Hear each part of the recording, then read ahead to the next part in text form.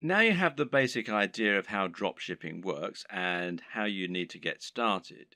You can begin to think about how you're going to build your own business.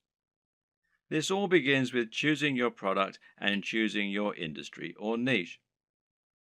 The product, of course, is going to be the item that you intend to sell, and this is going to be dictated by the industry or niche that you choose to enter. An industry or niche is the subject matter that you intend to write on and the industry that you want to operate your business in. This is important. The choice is going to impact on everything from the price of your products to the type of person you'll be selling to the type of businesses you'll be working with. The reason we call it a niche, or niche as some people pronounce it, when talking about an online business, is that a niche is a particular category. This is not only your subject matter, but also the type of person who is going to be reading your content. It's very important that you choose this correctly because the niche will affect the size of your potential audience. When you choose a subject matter, you want it to be one with niche appeal. This means it's aimed at a particular type of person who is specifically interested in that type of thing. An example of a niche might be knitting. Now, if you have a blog about knitting and you sell knitting paraphernalia, only people who are interested in knitting are going to read your blog and buy from you. This way, you've cut out a niche for yourself rather than trying to appeal to everyone. That in turn means that you have drastically reduced the amount of competition you're facing. Now you don't need to compete with the biggest companies on the net, and you'll find that paying for things like AdWords advertising is considerably more affordable than it would be for a more general topic. Likewise, getting to the top of Google for relevant keywords like buy knitting gear online is going to be far easier than trying to get a general e commerce keyword like shop online. The latter will put you up against mega companies like Amazon and pretty much every other online business on the net. But the problem with choosing a niche topic is that sometimes it can be too narrow, to the point where no one is interested in buying from you. If your niche is puppies with three legs, then you're going to have a very small number of amputee puppy owners who can buy from you. You'll find it relatively easy to dominate the search engines and to be the number one supplier of products in that area.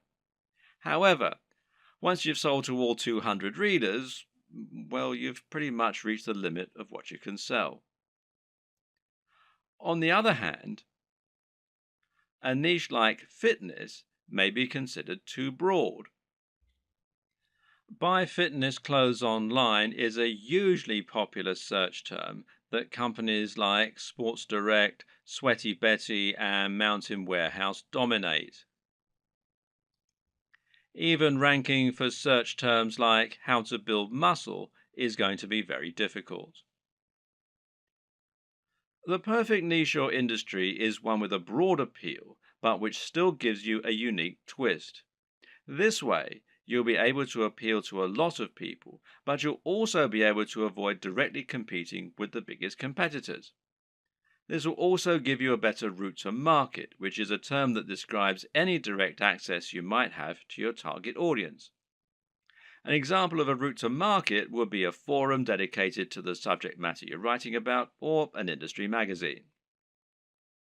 With all this in mind, how do you find the perfect niche for you? Well, there are a few things to consider. Now, a lot of people watching this are going to already have a blog or a website. In that case, the best niche is obviously going to be the one that you're already in. All you need to do is simply pick a product that your current readership will enjoy. You should already have their trust, so all that's left to do is to offer them products and explain how and why they can benefit from them. Then there's an area you're already interested in. This will often align with the last point, but you should always pick a niche that you find personally interesting. This makes a gigantic difference to the quality of the content you put out, to your ability to pick the best products, and more. Remember, as a blog owner, you're going to be required to write thousands of lines of content on this subject in order to demonstrate your expertise and to gain the trust of your voters. If you don't know anything about the niche, this is going to come across in your writing and you're going to find it a very dull job. On the other hand, if you have a legitimate love of the niche you're writing in, you'll find it no chore at all to write all that content, and you'll find it much easier to wow your readers with what you know. What's more, you'll have a better idea of how to pick a truly great product that will stand out and attract your audience. You'll have your finger on the pulse. There are also niches where you have an upper hand. Again, this relates directly to the previous two examples in many cases. Suffice to say that most of us will have contacts and advantages in some niches that give us an edge. Perhaps, for example, you happen to know the owner of a very big fitness website or of a very big fitness magazine. Knowing this person will thereby make it much easier for you to get a cheaper advert or maybe even an article inside the magazine. Now you can reach out to that audience directly and hopefully sell more product. Have a long think about your list of contacts and friends, and then consider finding a product that will let you make the most of those advantages.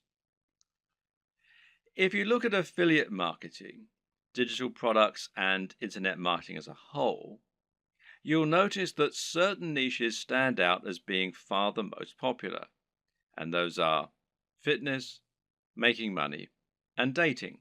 Now, why are these the most popular niches? On the one hand, it's because they have the broadest appeal. But the biggest reason is that they offer the best value proposition. A value proposition is basically the way in which your business is able to offer value. This is the way that your products can change people's lives. What is the end result of owning your product? If you're selling a hairdryer, then what you're really selling is the convenience and dry hair. If you're selling clothes, then what you're really selling is the ability to feel good about yourself, to look sexy, and hopefully to thrive in your career and in dating as a result. This is what sells. Try and sell a book about cats, and you're not really offering much beyond a few hours of entertainment.